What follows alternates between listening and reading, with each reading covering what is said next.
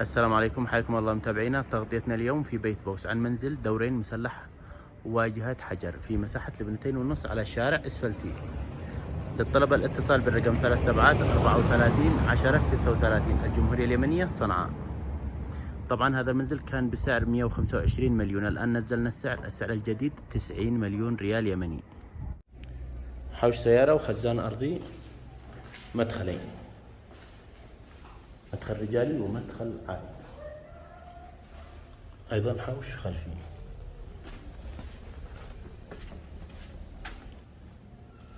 مدخلين، مدخل رجالي إلى مجلس وحمام،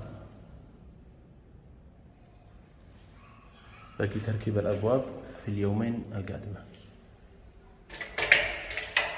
ومدخل عائلي إلى غرفتين وحمام ومطبخ. هذه الغرفة الأولى والحمام العائلي. أيضا الغرفة الثانية، أيضا مطبخ مع منفذ إلى الحوش. الدور الثاني مدخلين، مدخل إلى مجلس وحمام،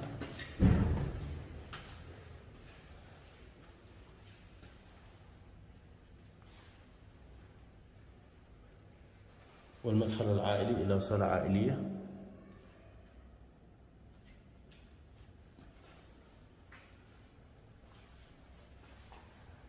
غرفة نوم، الغرفة الأولى،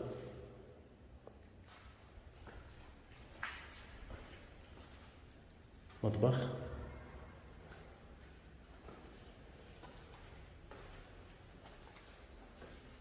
الحمام العائلي،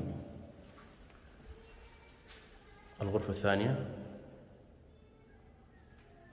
أيضا الغرفة الثالثة والأخيرة.